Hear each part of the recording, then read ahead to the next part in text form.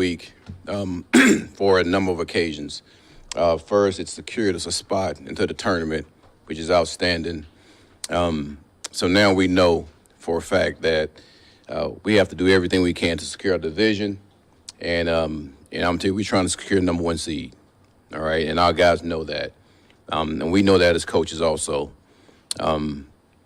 Defensively, man, I thought our guys fought, especially for the new guys that we had that came in, and those guys played quality reps for us, and it was important to see exactly how they played. And my thought process was, man, do these guys play like lions? And they did. Every one of them. So, again, I give a lot of credit to our personnel department of understanding exactly what type of guys we want on this defense, how they play, and those guys gave us everything they had. And the good thing about it is now they get another week into our system, understand exactly how we want to do things schematically, just enhance their level of understanding that schematically. So, looking forward to this game this week. Really good opponent from all different levels, from the quarterback to the skill level to the O-lineman. This is a huge challenge for us. Just like every week, man, we look forward to these challenges. Another good quality opponent. It says a lot about a player when the coach wants to bring him into a different place when he's working there, and that's happened multiple times in Quan's career. 7 times? When a coach brings a guy in that he's worked with before somewhere else, it's happened multiple times with Quan. Sean brought him back. Yep. Robert Saleh brought him back. You and Dan are bringing him back. Yeah. What is it about that player that you just want to be around him? Listen, I told the staff immediately that you're gonna love the practice habits of this player, from walkthrough to true practice habits, because of how intentional he is about his work. He's very, very vocal. He understands as a linebacker that you actually lead the team from that aspect, and he does a good job of that. He's a violent player. He plays fast. His instincts, to me, is just on another level of understanding the game. And when you have a player like that, you've been around him, man, you want to get as many of those players back as you can. So for us to get a chance to have that player back, it was important for us to bring him back. And I think he enjoys playing for us also. Since the addition of Amari Cooper, what have you seen just as far as differences in this offense, how much it's opened up with the addition of him? And then Khalil Shakir just doesn't seem to drop passes. So what's the challenge that you have? I can't say that the offense has changed. What I can say, if they add another weapon, which always makes it hard, and a quality weapon at that. And when you talk about Shakir, I mean, he's a damn good slot receiver.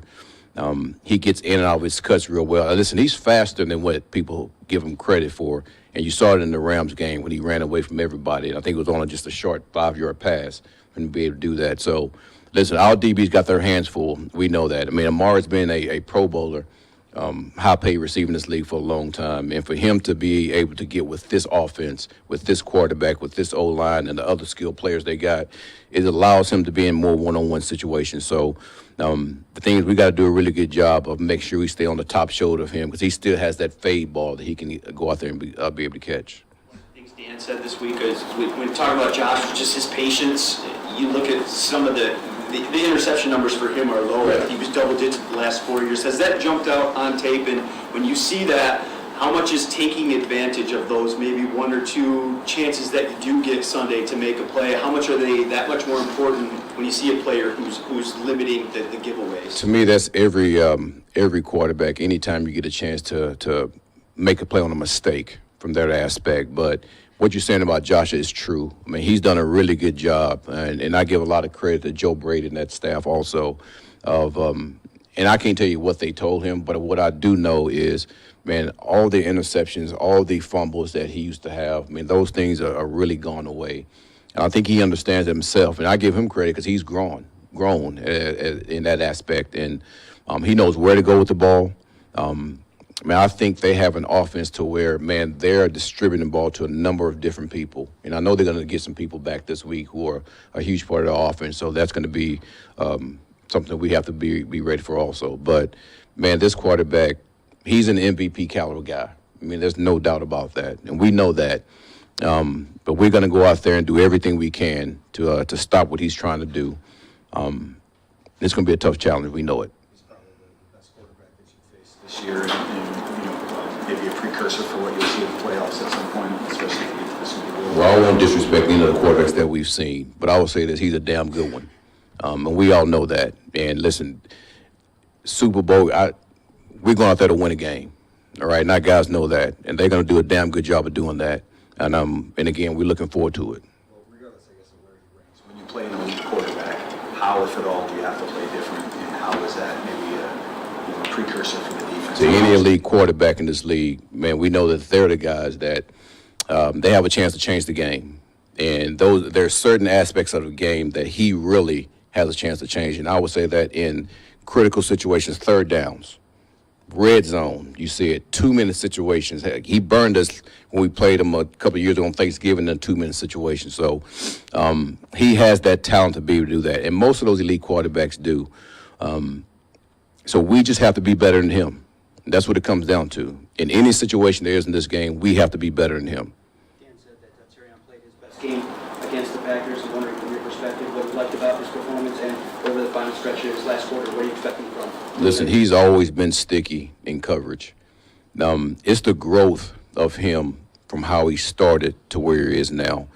And I know that everybody was on him about these PIs, which still kills me. But listen, that player is going to be a damn good player for us.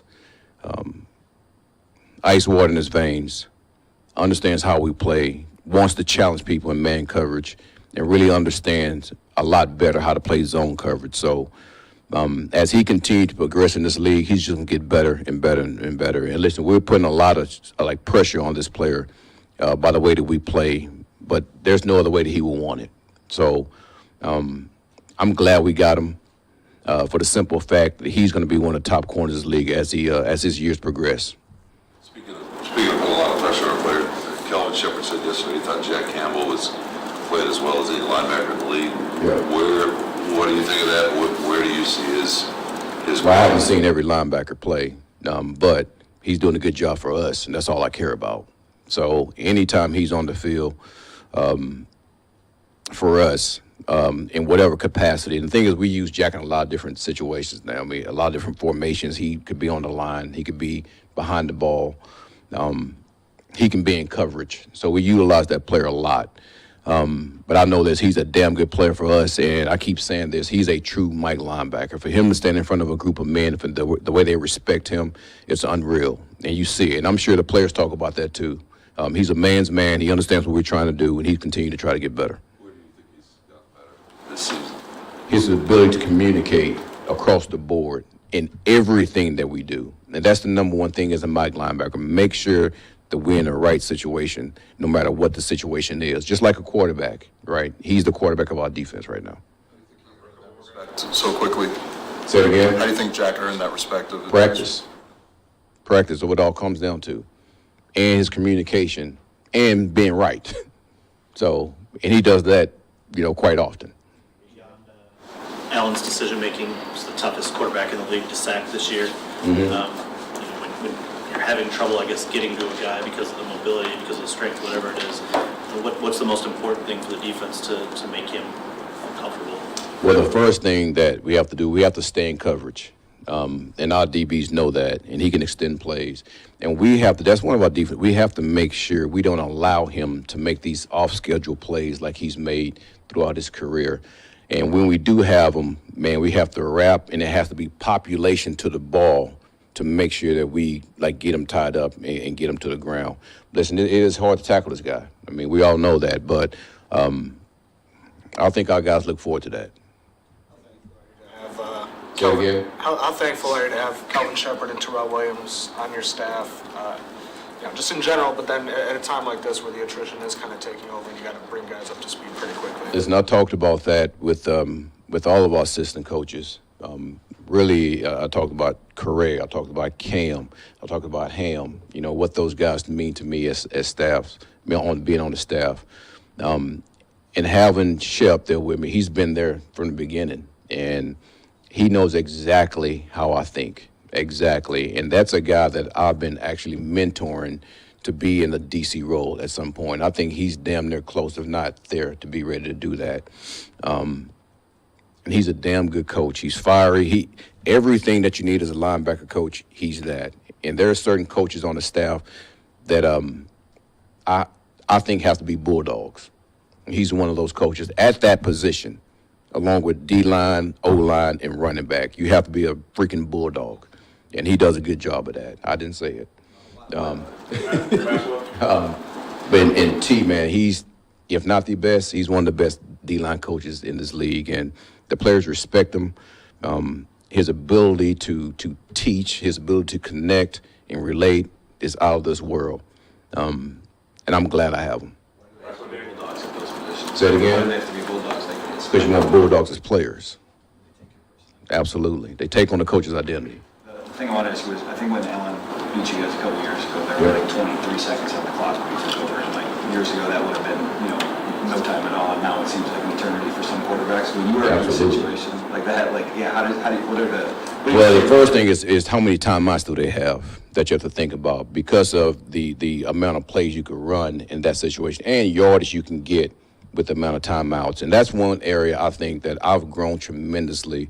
And I think every coach tried to. I mean, now they have these guys that's actually handling that.